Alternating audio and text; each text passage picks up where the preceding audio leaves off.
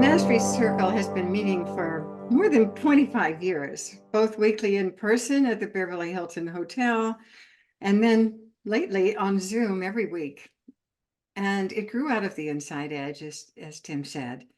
Thanks to Tim, the amazing people who felt drawn to the concept, this community has long served as a crossroads for exploring emerging solutions. As a very deeply connected community, it has magnetized many of the finest speakers of our time. It has truly been a crossroads of consciousness. Our members often find themselves in a state of awe in the presence of visionary people who truly serve to ignite humanity. It is my profound joy to introduce Jim Poole, a man I deeply admire. I love supporting him in his breakthrough visionary work of enhancing so many lives through NewCom, the most effective and only patented brainwave technology. Clinically proven, NewCom stands alone. Tony Robbins discovered NewCom on his own some years ago and insists that those who work with him on a high level use NewCom. He is a passionate voluntary spokesperson. NewCom is used by the military forces all over the world for those who are on the front lines dealing with stress. It is providing deep sleep for the masses now. Personally, having used it daily for almost 3 years, often for over an hour before I get out of bed in the morning, I attribute my healthy brain function and almost all my creativity to NewCom. Jim Poole, take it away. Thank you very much. Good morning, everybody, and I'm zooming in from Delaware. You folks seem to be dressed a little like you're not in Delaware. Probably most of you are not on the east. It's cold here. It's 28, 29 in the morning, some snow. It's exhilarating, but it's exhausting. I'm 55 years old. I've been on the East Coast my whole life. I see why people migrate to Arizona and Florida. In fact, I'll be doing the same this year when my youngest daughter graduates. So I don't need to tell people, but I love to. Diana Wentworth is amazing. What an inspiration. Easily one of my favorite people. And her glow defies chronology, defies logic. And it's through osmosis, I think we all should be able to glow a little brighter. And I also saw Tim Peering on here. What a genius mind, what a compassionate soul. So I see two friendly anchors. And welcome, everybody. So a little background about me, 55 years old. Probably my claim to fame is I have an identical twin brother. So I shared a womb for 9 months with another man. I came out 4 minutes earlier, and it's amazing what those 240 seconds can do. So I'm the CEO of this enterprise, and he's my consigliere. So 4 minutes can make a difference. Raised by 2 psychotherapists. My parents split when we were 2. Just goes to show you, psychotherapists cohabitating probably isn't the best idea. And I grew up really socialized to take care of people. So it's ingrained in my DNA and in my social matrix. And in my journey, you know, I've taken a turn left or right here or there and everywhere. Background in psychology, background in science, MBA from Babson, did a lot of work around the globe, mostly for Wall Street banks, doing M&A, taking over companies and running them. And that probably brought me to my Jerry Maguire moment that put me back on my true path, because no offense to Wall Street, but we have a method that's not really philanthropic, and it's not really designed to advance humanity. So 15 years ago, the brilliant, compassionate, selfless, intellectually capable human being, Dr. Blake Holloway, crossed my path. His intellect is surpassed only by the size of his heart, and his intellect is greater than any human being I've ever met. And he had a Southern drawl, which kind of disarmed my East Coast Wall Street banking mentality. And he simply said to me this: I've invented a technology that can quickly, safely, and predictably relax the mind and body within minutes with no side effects. I'd never heard that statement out loud before. In fact, to be honest with you, I immediately thought of marijuana. I said, well, it sounds like marijuana, but when you smoke marijuana, you get dry mouth, you lose sense of time, you get the munchies. Those are side effects. So that's how this journey began. And early on in my relationship with Blake, we made a gentleman's agreement. He said, "You've had too many TBIs. You're not going to be able to tie your shoes when you're 50. I said, "Okay." And he said, "I'm going to make a deal with you, Mr. Poole. I'm going to keep you healthy. You're going to make me wealthy." So that's how this journey began 15 years ago. But I want to start today by talking about your brain, my brain, and everybody's brain, the human brain. Really fascinating subject. Some people are intimidated by neuroscience. Some people are bored with it. I think we all should be given a cheat sheet on the operating system of our human brain because it will allow us two things that are really important. One, to be less judgmental and critical of others, and probably more importantly, less judgmental of ourselves. So let's start with two aspects of the brain that I find to be the most important aspects of our daily behavior: the autonomic nervous system and the central nervous system. Now, the autonomic nervous system, if we go back to 10th grade biology, really governs many aspects of our brain we're not even thinking about, but the sympathetic nervous system and the parasympathetic nervous system. So the rest response versus the rest and digest response. That's great. But it also manages fight, flight, or freeze, stress, fear, anxiety, depression, and worry. That sounds like a lot. That sounds like a lot of the behavior that impacts me on a daily basis. Yeah, the autonomic nervous system is a really important aspect of our physiology. Now, it's governed by an almond-shaped piece in our midbrain called the amygdala, an almond, and it has a lot of power. It has a lot of authority over us, and it easily can sabotage our behavior. And it makes you wonder, so you're saying, Mr. Poole, that we're managed by an almond? Yeah, I am. Well, how'd that come to be? Well, this part of our brain, the aspects of the brain and the circuitry of this part of our brain, the evolution of this and the circuitry began millions of years ago. And think about how quickly we adapt, think how resilient we are, think about how many machinations our brain goes through and how quickly we just evolve. Well, think about millions of years of neuronal circuitry. That's what the autonomic nervous system has. That's what the amygdala has. In fact, some speculate it has 40 million years of evolved neuronal circuitry. 40 million years of circuitry. So the almond piece in our midbrain here governs fight, flight, or freeze, our survival mechanism, governs fear, stress, anxiety, depression, and worry, something we deal with every day. What's the other part of our brain we want to think about? We want to think about our central nervous system. And our central nervous system's primary function is self-preservation. If it doesn't keep us alive, then who cares about anything else? We don't need Maslow's hierarchy of needs if we're not alive.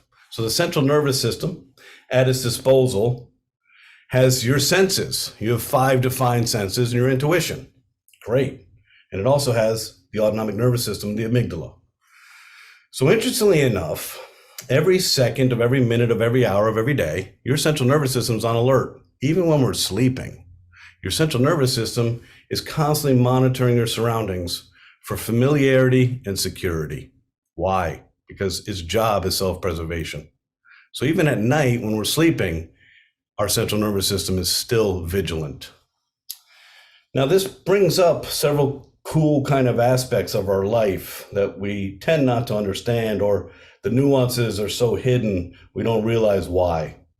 I think one of the coolest aspects of the central nervous system and are constantly evaluating us for familiarity and security is the fact that every human on earth is a creature of habit. Now, some people feel judged when you say, wow, you're such a creature of habit.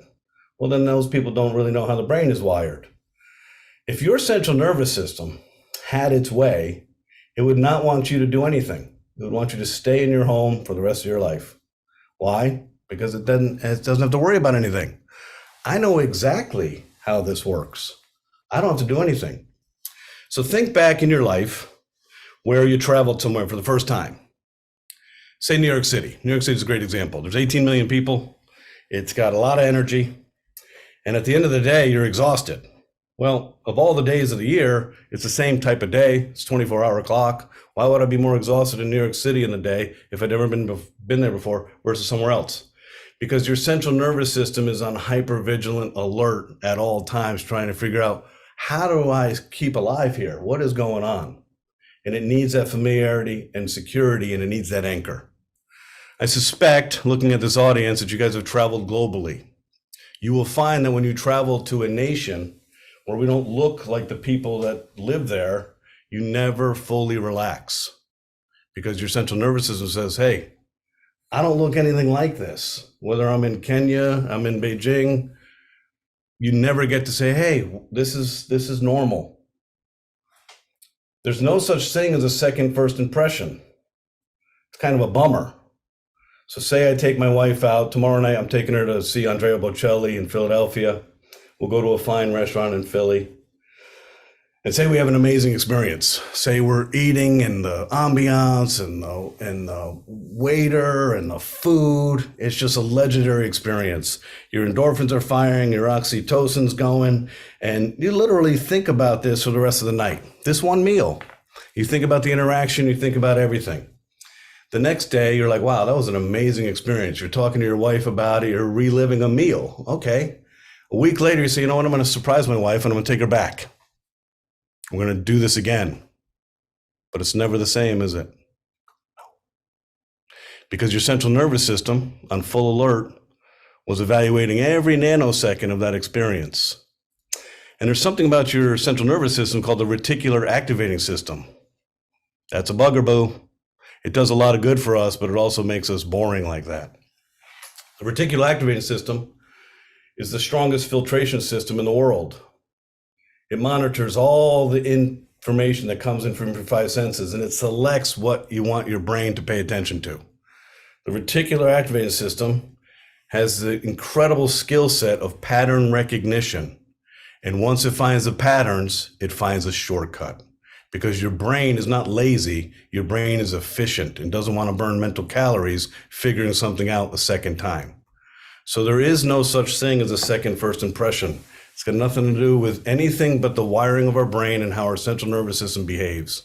We're in constant hypervigilance.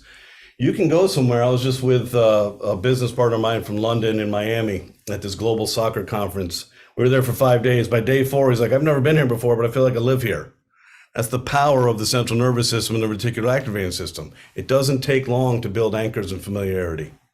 So your central nervous system, primary function, self-preservation and survival, has access to your five senses, your intuition. When it is alarmed, when it feels endangered, it activates the almond.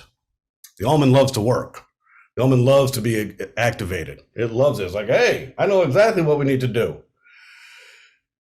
This happens, and this is important, real or perceived. The central nervous system kind of is jumpy, has a hypervigilance, and maybe it should stand down sometimes.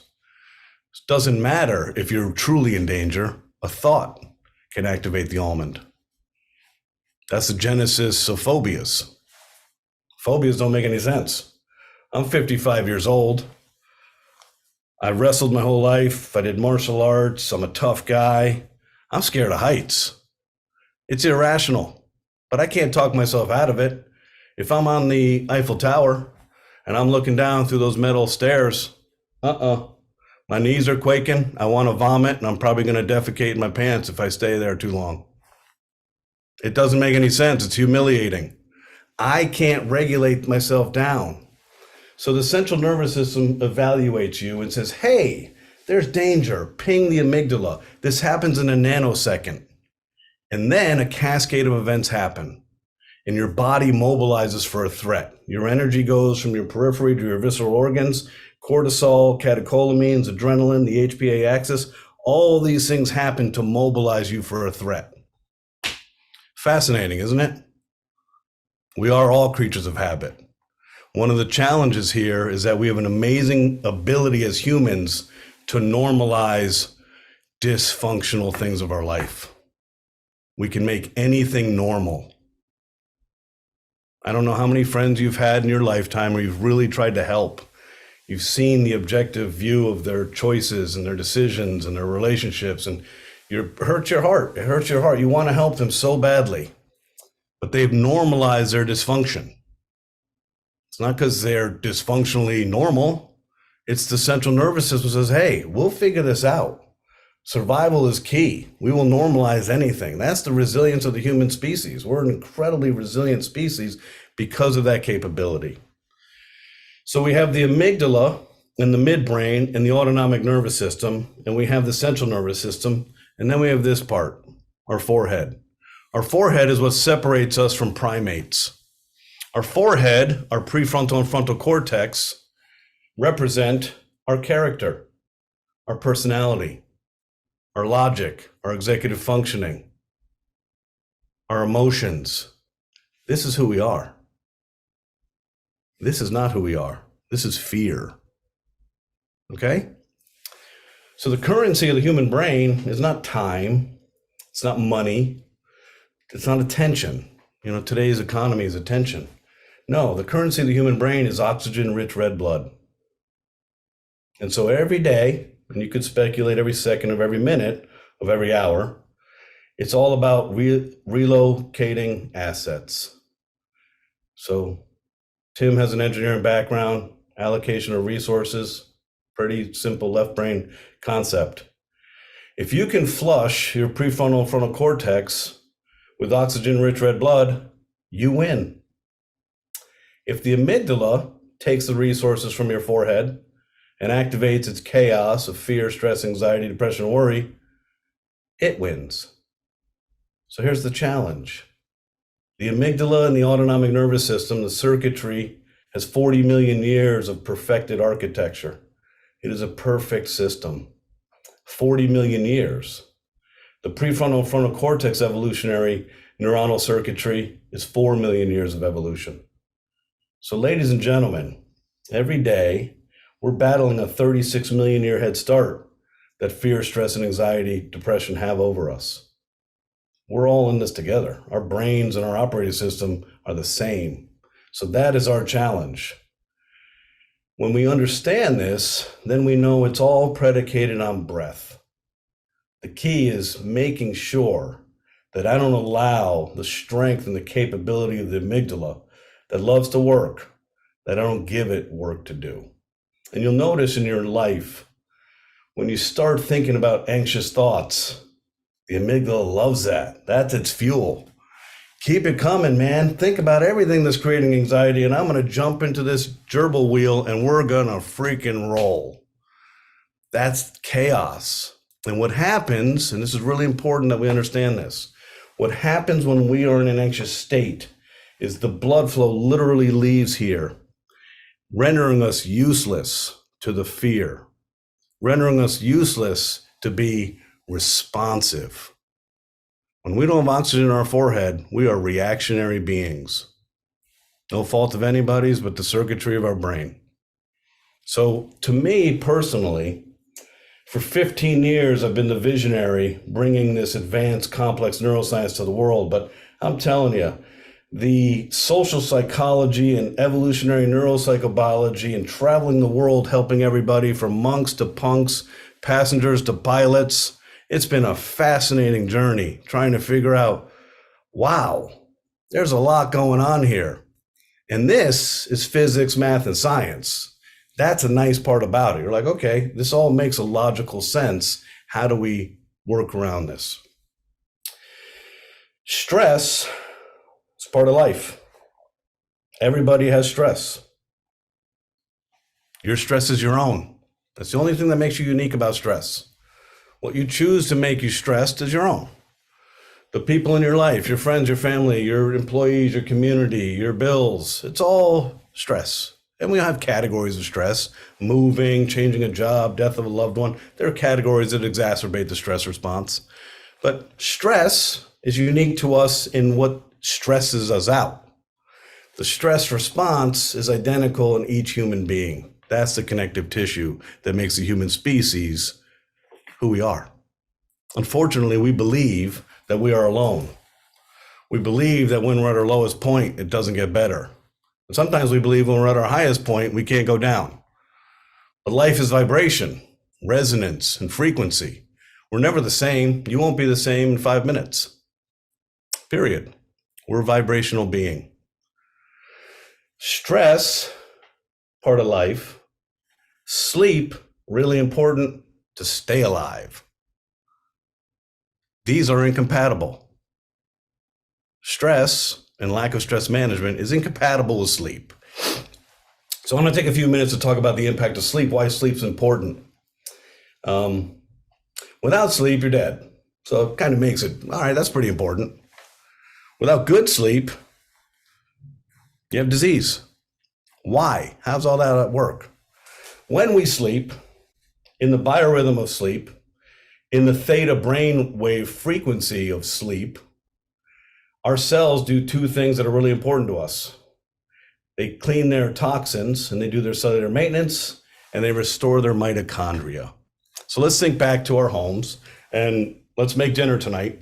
And tonight, let's be crazy and spontaneous and let's not clean up after ourselves. Okay. Tomorrow night, let's cook again and let's not clean up after ourselves. Okay. Let's go a week and not touch the kitchen cleaning it, not touching it. Let's go a month. Try to go in that kitchen after a month of not cleaning the dishes each day. The negative cumulative impact of not getting good restorative sleep on a daily basis kills us. That's how 95% of diseases are created by stress. We see the fact, but no one connects the dots. Well, the fact is, if you don't get deep restorative sleep, specifically theta restoration, your cells don't clean their toxins.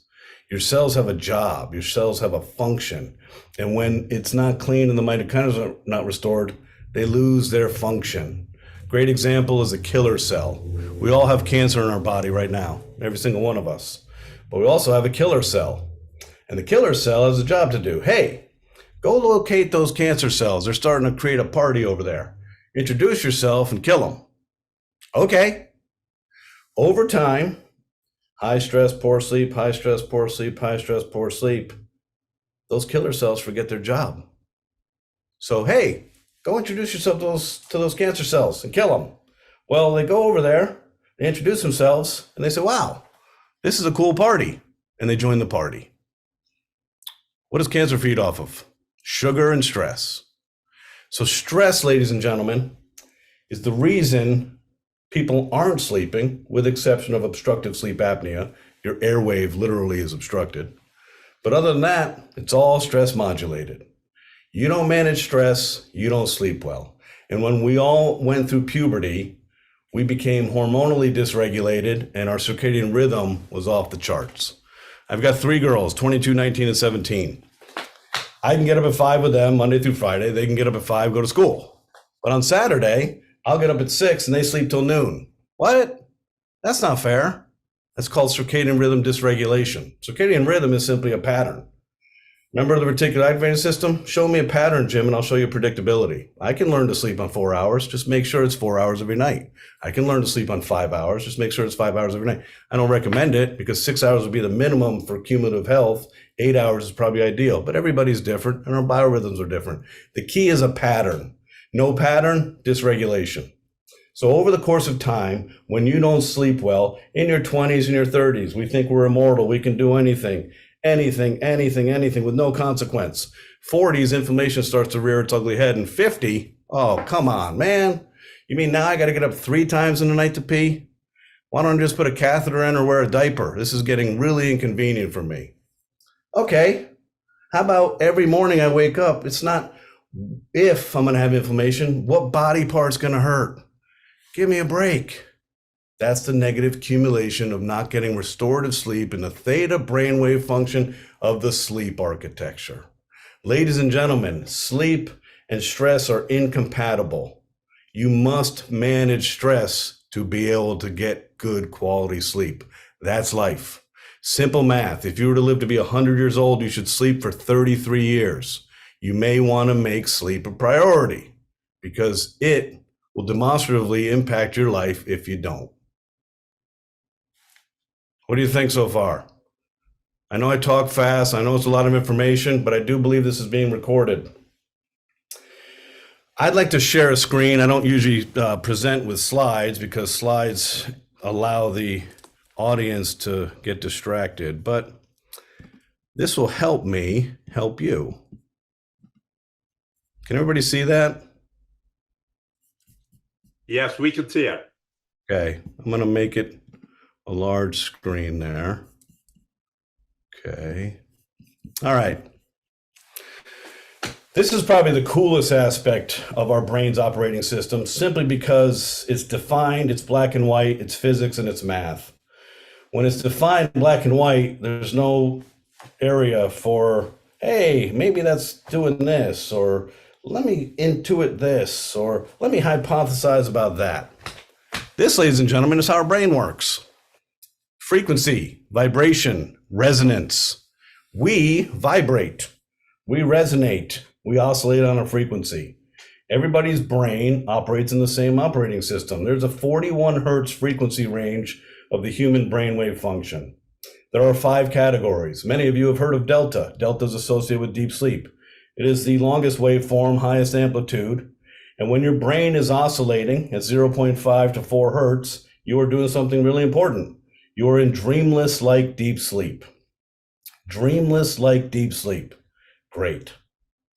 The faster frequency above that is theta. That's what I was just talking about. That is the healing zone. Theta is kind of a lucid dream state. Theta, your respiration is connected. Your heart, your lungs, and your brain are connected to a diaphragmatic breathing cadence of 1 breath every 10 seconds, 6 breaths a minute. That is the ultimate diaphragmatic breathing for maximum absorption of oxygen, the healing element of the human body and the brain. Theta is the key, the healing zone. Alpha is a faster frequency, 12 hertz to 8 hertz, associated with creativity, relaxation, being in the zone.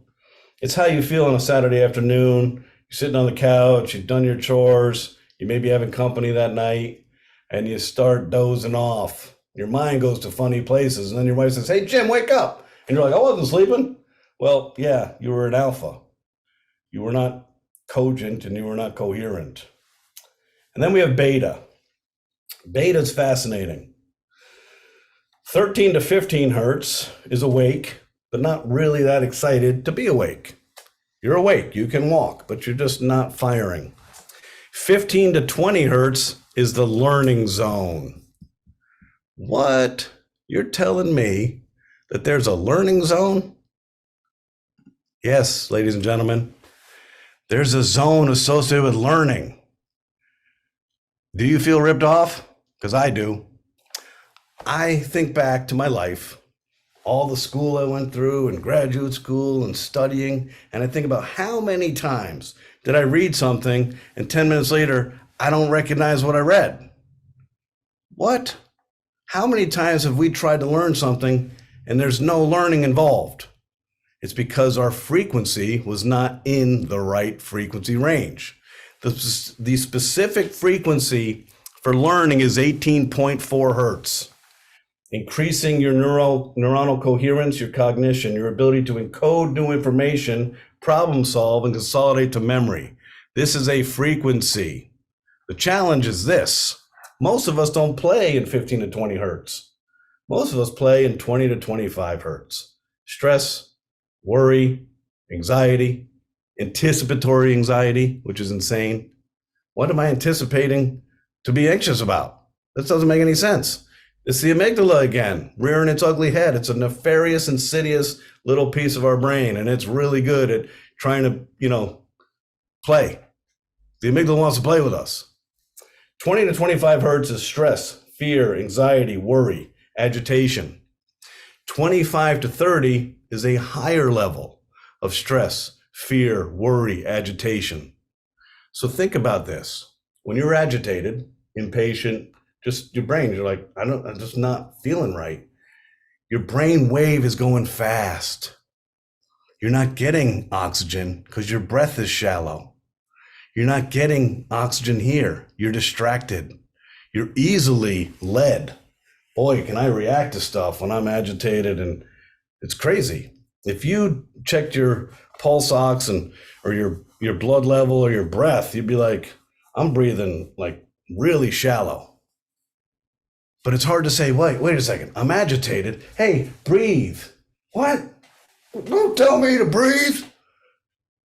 It's crazy, isn't it? Breath is key. But how do I tell that anxious brain that breath is key when the amygdala is taking the resources? So 20 to 25, 25 to 30 hertz is where most of us live every day. And when we try to learn and our brain's going too fast, we don't learn. So what I've learned in the last 15 years is I don't waste time anymore. If I'm feeling agitated or I'm lonely or exhausted or confused, I don't try to learn anything because I know I'm not going to. Period. 30 to 38 hertz is a very fast frequency. And this is interesting because this is pure fight or flight and survival. Pure fight or flight. We've all, I suspect, had a near-death experience. We all remember each near-death experience because your central nervous system is like, yeah, we're going to die. So your time slowed down. Everything kind of became like you were in a movie. You remember this now. You can think about any time you've had a near-death experience and you will remember with great specificity what happened. That's no cognitive impairment. Your frontal cortex isn't on at all. If you looked into your eyes in that fight or flight experience of near death, you have shark eyes. You're cognitively fully dissociated. You are surviving on the primal instinct of a human being. And then above all of that, the highest level of cognitive dissociation, high level of chaos is gamma, this sweet spot. This is one of those cool nuances of the human brain. Now, how can gamma, 39 to 41 hertz, be above the highest level of stress and be a sweet spot associated with incredible mental acuity? Activating my gross motor cortex, my sensory motor rhythm, my olfactory, my peripheral vision, putting me in a state of high performance, mistake-free focus. How can it be associated with cleaning plaque out of a human brain, diminishing neurodegenerative diseases? That's the truth, ladies and gentlemen. Gamma is a brilliant state. It's just really hard to get to, and it's hard to stay there. And it also elicits a lot of dopamine when you're there. 1 hertz, we know where you're at. Theta is the healing zone. When your brain's at 6 hertz, you're healing. Your mitochondria is restored. Your cells are cleaning their toxins. Longevity, resilience, lowering inflammation. Healing. You want to spend as much time there as possible. It's a good place to be. It's just hard to get to. Alpha, associated with transcendental meditation. Cleaning the mind, slowing down the monkey mind, allowing the breath. Beta, 15 to 20 hertz, is the mental acuity of learning. Above that stress, above that's high stress, above that's fight or flight, and gamma. So this is how this all works. Now, we've established a couple things. One, the complexity and the relationship between the autonomic nervous system governed by the amygdala in our midbrain versus our forehead, our prefrontal and frontal cortex. And the game here is to make sure that we reallocate or allocate as much oxygen-rich red blood to our forehead as possible. Because when my forehead is filled with oxygen-rich red blood, I can be responsive to any stimulation you give to me. But when it's not, I will react. I will have access to fear, anger, confusion. I will not be in my right mind. You won't get access to my character and my personality and my patience and my presence. You will get access to my primal fear mechanism. And you'll notice in the human condition and our epigenetics and our social conditioning, there are 2 aspects that people resort to when they're in, fear, and that is anger, and they lash out. And we all know people who are like that. They're angry and they lash out, and then when the anger is done, they're like nothing happened. And for me, who's not anger based, I'm like, I don't understand what's going on here. The other folks go into fear and they go into isolation and just literally scared. So those are the 2 aspects that happen when the amygdala is in full action. Mindfulness. It's been around for 3,500 years, and I would suspect that it's been around before meditation was created in China 3,500 years ago. The whole concept is not necessarily creating a pattern and a persistent path to work. The whole process, ladies and gentlemen, and the benefit of anything mindfulness related is oxygenation. Putting oxygen to my forehead. It can be yoga. It could be Wim Hof breathing. It could be box breathing. It could be Tai Chi. It could be a walk. It could be meditation. The key, and someone should tell us why we do this, is to downregulate our sympathetic nervous system, slow down our brainwave function, connect our heart and our lungs and our brain, and oxygenate us. That's the key. That's what we're trying to accomplish. It's strange. The social psychology of it, the nuances, it almost feels conspiratorial to me. How come for all the amazing advances of the human brain, we're wholly incapable of not understanding intangible? The human brain can't grasp intangible. If I can't see it, smell it, taste it, touch it, and feel it, is it real? Was COVID real? Is stress real? Is vibration real? Is frequency real? Is resonance real? This is a problem because stress, we know from the outcome of living a high stress, poor sleep life, you're dying of a disease. A lot are immunosuppressive. Think about how many diseases are now in the gut. 50 years ago, it wasn't like that. Our food supply hasn't been food in several decades. We're filled with metabolic acidosis. We're given preservatives. Acid triggers cortisol. We're in constant high alert. We have these phones that have blue light and everybody else's bullshit coming to us at their whim. You look at text, you're like, wait a second, I don't want that. I wish we could have like a deflection mechanism. You could deflect the text from people. They're literally projecting their garbage onto me and impacting my ability to keep my brainwave function in check. So we have all these cascading events against us. The key is, how do I downregulate my brainwave function and slow it down? How do I disarm the amygdala and put the amygdala at the kids' table? It doesn't deserve a seat at the adult table anymore. The evolution of our brain has not caught up with our technology. We're not cave people anymore. But the strength of this primal midbrain, my goodness, it is really good. And it almost has a survival mechanism of its own. I grew up as a wrestler and a martial artist with an identical twin brother. I love to fight. I love aggression, obviously within rules, but I just love it. I love to touch, fight, kick. I don't mind getting knocked out, because if I get knocked out, I'm like, wow, that was really good. You set me up, and getting knocked out doesn't really hurt. It almost feels like you're in a pillow fight and you just kind of get woozy. I'm the worst meditator I've ever known. It's humiliating and shameful. I meditated for 20 years. Part of martial arts, yin and yang. And we would do our katas and we'd do our training, and then we'd sit and meditate. And every time I closed my eyes, all I could think about was my problems. I'd be hyperventilating. I can't meditate. I'm 6 feet, 220 pounds. I'm not going to be in a yoga suit. You're not going to see me in a yoga studio. Call it ego, call it testosterone. I don't care what you call it. It's shameful and humiliating. I'm not going to do it. Tai Chi? No. If I can't kick you in the face, I don't want to move near your face. So my claim to fame, the technology that's helped me stay alive, is New Calm. And some may say the universe intervened when you were kind of in a space at 40 years old. You just managed the largest acquisition in the history of the dental industry for Credit Suisse, DLJ Merchant Banking. You were flying high, soaring with eagles. You were drinking too much. You were partying too much. You were demanding too much of your life. You weren't present. You weren't there for yourself. You weren't there for your family. I don't feel like I was at 40 years old crushing it. I think the world may have thought I was, but internally I wasn't crushing anything. I was not the right person. 15 years of using a technology that does the work for me has changed my life. I'm nothing like I was 15 years ago. I am present. I am humble. I am patient. I have an exceptional ability to listen and pay attention. God, or the universe, gave me 3 girls. What a blessing. I'm a wrestler, so I was like, well, one of you guys is going to be a state champion. I'm sorry, but that's just how this is going to be. No, it doesn't work that way. They played lacrosse and volleyball. But let me tell you something, as a man, I am so thankful to be a man, because our life is so simple. My goodness, do we have it easy. We have it easy. Every meal in my household, breakfast, lunch, or dinner, for 22 years, technology has never been allowed. All I get to do is pay attention and observe the complexity of the female brain. My goodness, it's incredible. The way that my daughters can complicate a simple, interaction with a kid at school is mind-boggling to me.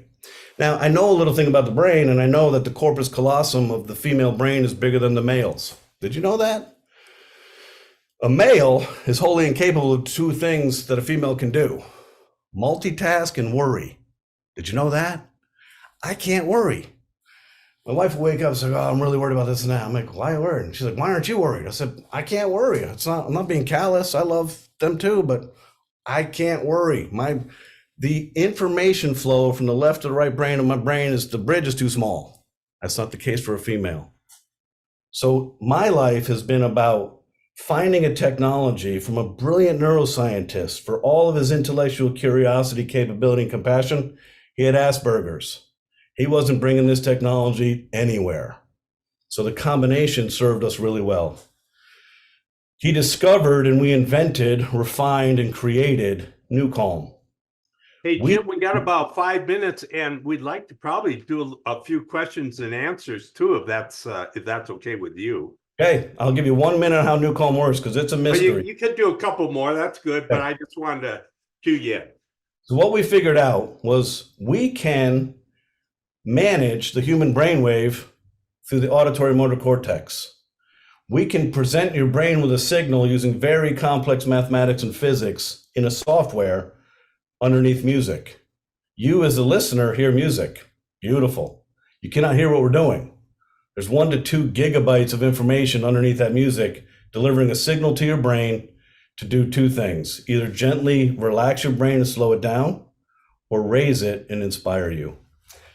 We launched a $6,000 FDA Class 3 medical device in 2009, spent the last 13 years refining, getting better and getting better and getting better. And in 2021, we successfully transitioned to a mobile app. We took 34 years of patented, clinically proven neuroscience and put it into a mobile app. And today, through the power of a mobile app in the palm of your hand, I can downregulate my brainwave function to theta on demand. I can lay down, put an eye mask on and a headphone, and I meditate like a monk every day. At night, I can put on deep sleep through a speaker, and I sleep like a baby. Today, when I'm looking at contracts or email, I'll put on focus. I'll be at 18.4 hertz. So what we've created is science, clinically proven, patented, all that stuff. FDA, Health Canada, military approval, you name it, we did it. Who cares? What I care about is making it easy so that humans can take care of themselves and we can stop this battle with drugs, alcohol, antidepressants, anti-anxiety, sleeping pills. We have become wholly incapable of managing our own mental state. And this product is literally from angels coming to the world to relinquish stress when we're at the highest levels of stress the human species has ever experienced. So there you go, ladies and gentlemen. Question. Just awesome. Just awesome.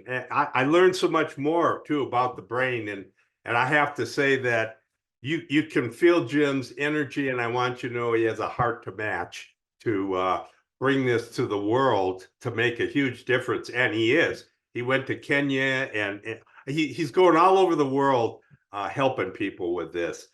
So we've got, Jim, if you want to put in the chat a website that so people can go get more information about that. And we've got a few minutes for questions and answers. So if you want to just raise your hand and stuff and ask. We've got Thomas Griggs and Bonnie Janowski. Thank you, Bill. Thank you, Thomas. But before we do that, let's have Jim send it to me or to you, Tim, so that we can send it out by email. It's much easier than doing it in chat for people. Oh, okay. Yeah, and that'll be more reliable. Thank you, Mary Grace. Jim, I'm going to put my email address in chat to you. Okay. Yeah, Mary Grace will get it out to everybody. So, Bill, who did we have? Oh, we got Thomas Griggs and then Bonnie. And then Bonnie Janowski. Yes, Dr. Thomas. Yeah, thanks very much, Jim. I appreciate it. How much do you know about RLS? I used to be a transcendental meditator, but discovered, unfortunately, that TM and the alpha state triggers RLS. So I can't meditate any longer, and I've been trying to reestablish my circadian rhythm. Do you have any information about how New Calm can resolve that dilemma of the very state that's supposed to be heading toward relaxation is triggering the symptoms. Right. And there's something also called RIA as well, relaxation induced anxiety, right? So I would recommend trying New Calm. We don't hover you in alpha. We take you in 8 minutes to theta. So I suspect that we may be able to override that response and just literally take you down in this nonlinear path into theta. Because if we can get you to theta, nothing else matters. Your cells get to restore. We get to prepare you for sleep. And the key is every minute you're in theta is a minute your body's restoring and getting better. How long have you been in this state where you haven't been able to prepare for relaxation? Since late 70s. Holy cow. Well, there you go, ladies and gentlemen. There's the resilience of the human spirit. That's amazing to me. New Calm will override this. It'll take you into theta. That would be the rescue channel. But more importantly for you, at night, using an isochronic waveform, we have something called deep sleep, where we program your brain down to 0.5 hertz. We can facilitate and provide value to your exhausted cell structure in those two ways. So deep sleep to me would be the easiest and less challenging because it's literally a speaker in your bedroom taking you to 0.5 hertz. And we do this very quickly. The rescue and the actual therapy of lying down, I would suspect two things could happen. In the first experience, your body may resist and it may create an anxious response. That's okay. It's not going to be that comfortable. You can take it off. But the beauty of the reticular activating system is your brain will have learned that this is safe. And the next time you try the rescue experience, you'll glide right in because we're not holding you in alpha. We're not holding you in a preparatory relaxed state. We're bringing you right to a lucid dream state of theta where your cells get to restore. Thank you. I'll check it out. Appreciate it. Okay, great. Thank you. Bonnie. Quick question. You talked a lot about the amygdala, and that's what they talk about in OCD or obsessive compulsive disorder, that the amygdala, it's on constant fight or flight and then causing extreme, worry and things like that. Have you done any research specifically or anything involving OCD specifically? We have not done OCD. So the whole premise behind New Calm and the evolution of the invention path was predicated on trauma. So of the 7 diagnosable anxiety disorders, trauma is the farthest extreme and the most difficult. And it typically has a comorbidity with addiction. Not because people are weak, but the brain knows, hey, if I have a sip of alcohol, I can get out of psychic pain. Everything related to the anxious spectrum, the 7 diagnosable anxiety disorders, are all built around, and you're right, a hypervigilant, overactive amygdala. So New Calm to the rescue for any of those states. We've probably had thousands of people titrate off anti-anxieties, antidepressant. We've been working with trauma from the veteran community to the abuse community for 20 plus years. This technology is the only one of its kind, and here's what I love about it. It can do no harm. We cannot hurt a single soul. All we're doing is using really advanced physics and mathematics, signaling your brain to where it used to be before the chaos of today's conventional society. We don't have enough anchors to stop the chaos. Every little aspect of our life, even if it's little, builds to this chaos. New Calm will literally take all of that amygdala strength and simply put it away. We don't manage symptoms of anxiety. We solved it. Our science goes right into the midbrain. Our patent is for systems and methods for balancing and maintaining the health of the human autonomic nervous system. I'm going to say that again because it's ridiculous. Systems and methods for balancing the health of the autonomic nervous system. It took us 5 years to get that patent with research at Harvard Medical School and NASA studying stage 4 cancer patients in the Chicago Blackhawks. We have the only product in the world that can literally downregulate the sympathetic tone, disengage the amygdala, and put your body in the healing state it wants to be in. Your body and your brain, when you're dealing with any anxious spectrum issue, wants to be in balance. It's the amygdala is too powerful. So yeah, absolutely. With great confidence and great comfort and a big hug, This is a no-brainer for anything on the anxious spectrum. And for years, we focused our efforts on trauma. Fantastic. Hey, Mary Grace and Sam, we have to be the last one here because we got to get things wrapped up for getting ready for next week. So if you could go quick, please. Yeah, Jim, you mentioned an app that you now have, Newcom has. Is there, in using the app, is there any additional hardware that's required? No. So Newcom comes with an app. You need to bring headphones. I don't know how familiar you are with binaural beat or binaural signal processing. We're using two physics methods to present the brain with a pattern. Binaural signal processing demands headphones. So you need headphones and you need an eye mask. Rescue, power nap, and flow state are designed to literally put you in a monk-like meditative state. Our eyes are too stimulating, so we have to block that out. So eye mask, headphone, mobile app, you're good to go. And what is the cost of that for The app comes in 3 subscriptions monthly, $15 a month, $29.99 a month, or $49.99 a month. Whereas 2 years ago, this was $6,000 FDA Class 3 medical device. So the angels have been pushing us along to make this ubiquitous, affordable, accessible. And that's why I get to go to Kenya or Ukraine or wherever I'm going and helping people. It's an app, you download it, it's culturally agnostic, it's language agnostic, and it's gender neutral.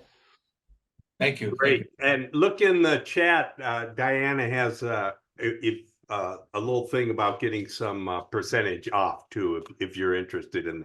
I'll say it's amazing. My grandson, who runs around, he's hanging on the ceiling. I put this on him, and I gave him rescue. I've never seen anything like it. He went out after he did it. He went out and he sat on the back steps and he just stared out at the wilderness for about 7 minutes. That kid has never sat still for any time at all. So that's a great story. I got to see that. Okay, Quiet time for grandchildren. Quiet time for grandchildren. Bring Newcom in.